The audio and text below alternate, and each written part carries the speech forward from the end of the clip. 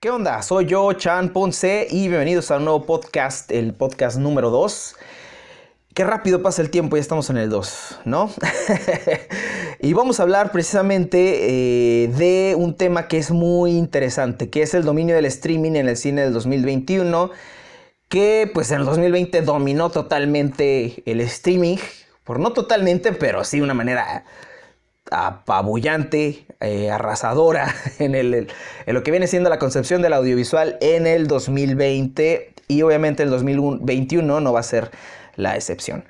¿De qué vamos? Bueno, primero que nada, pues si no se han suscrito aquí, pues les pido que se suscriban, que sigan nuestras redes sociales para que estén al tanto y que chequen lo que tenemos en Patreon acerca de el tipo de beneficios que ustedes van a tener al colaborar para que sigamos creando y creciendo como comunidad, porque esto se hace en comunidad, se hace con ustedes, se hace conmigo, se hace con todos los que se van y las que se van añadiendo, ¿no? Bueno, en este caso hablemos y vámonos al grano, porque para eso vinieron ustedes. Sé que no me odian, o quizás sí, pero miren aquí para el tema, ¿no? El dominio del streaming en el cine de 2021. Lo que viene siendo el streaming, como bien lo saben, y para aquellos que no lo sepan, lo digo de manera general, estamos hablando de plataformas tipo Netflix, Amazon Prime, HBO Max, Movie, Filmin Latino, etcétera, Blim, lo que quieran, ¿no? Ese tipo de plataformas, Disney Plus, no sé. Estamos hablando de que el paradigma de la distribución en el cine está cambiando constantemente, y que las salas de cine tradicionales, ojo con esto, porque con salas de cine nos referimos a veces a las salas, ya saben, ¿no? Esas salas con butacas, con una pantalla, oscuras. Pero yo creo que valdría la pena llamarles salas tradicionales, sobre todo de ahora en adelante. Ahorita les explicaré la razón. Porque, obviamente, pues por la pandemia, por todo este asunto del COVID, por todo este asunto de apocalíptico que nos tocó vivir en el 2020, pues obviamente las salas de cine tradicionales no vieron entradas, muchas películas decidieron que incluso no estrenarse, estuvieron cerrados en gran parte del planeta la mayor parte del año, y las que llegaron a abrir pues abrieron con un montón de medidas que reducían el espacio de las personas que podían entrar, reducían también la capacidad de asombro y de digamos de expectativa de parte de las fanáticas y fanáticos, porque también los estrenos fueron muy pocos para las salas tradicionales. Y esto impactó sobre todo a los cines independientes, impactó a las grandes cadenas como en México, cuando menos, Cinépolis, Cinemex. Y bueno, ustedes ya saben esa historia, ¿no?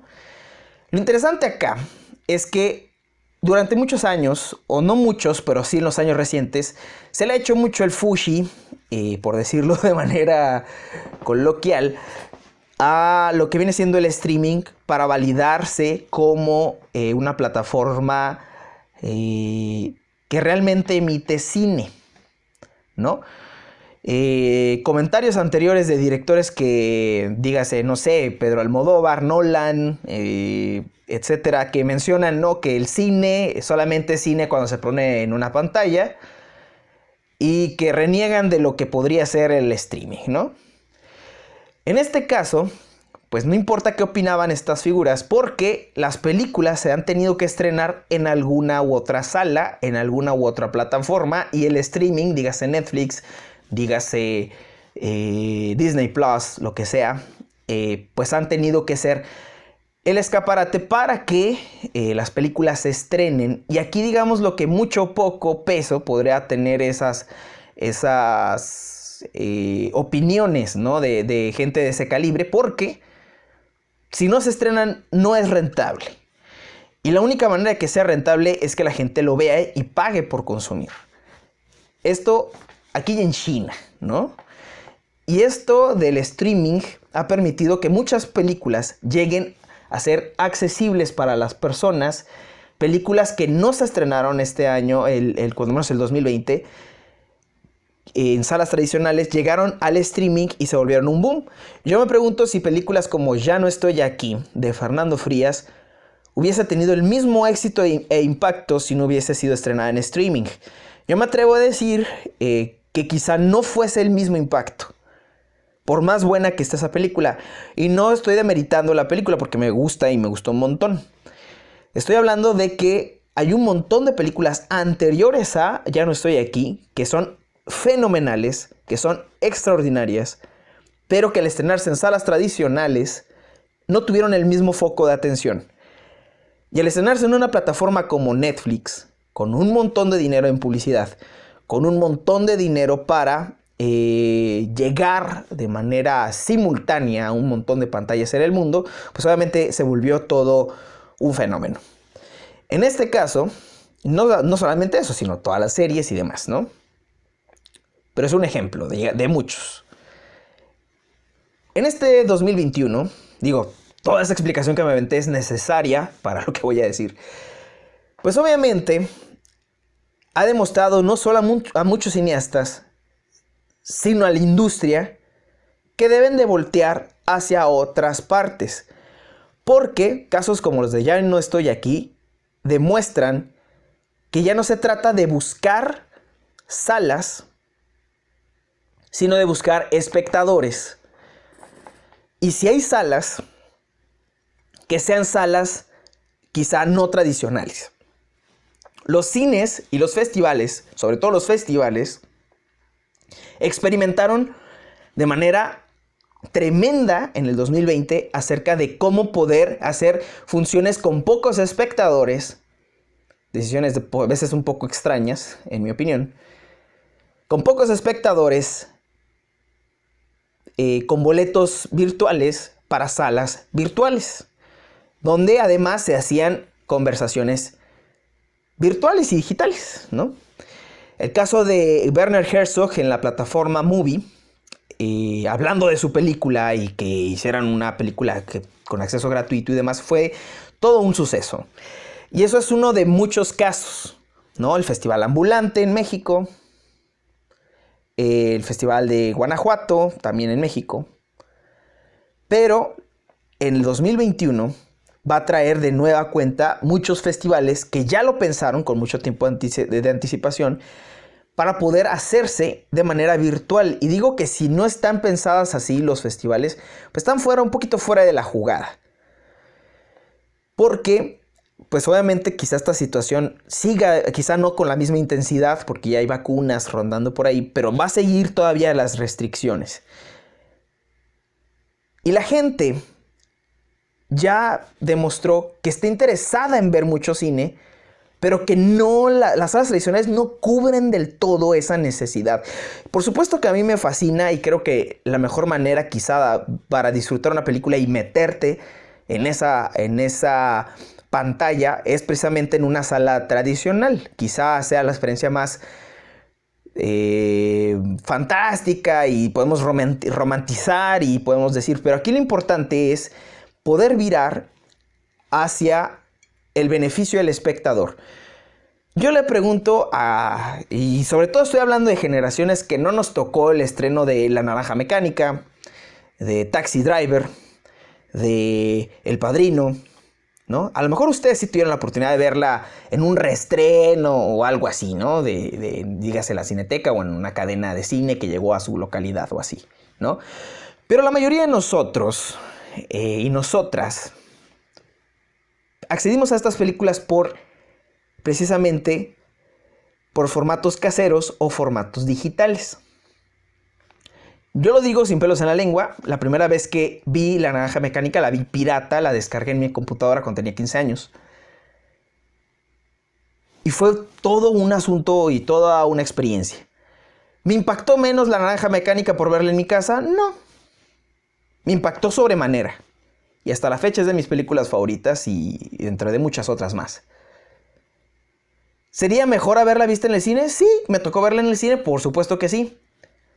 ¿Y fue una experiencia bonita? Por supuesto que sí. Pero la experiencia de ver una película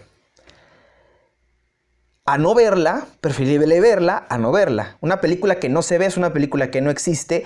Y aquí lo importante es que se vean las películas.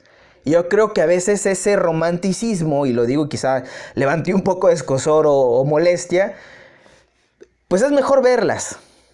Es mejor que estén ahí disponibles a aferrarnos a que se vean forzosamente en salas. Y pregúntale a Nolan lo que le costó esa, digámoslo, terquedad de quererse estrenar solamente en salas y no en streaming. Porque le costó caro y es un fracaso en taquilla. Tenet, ¿no?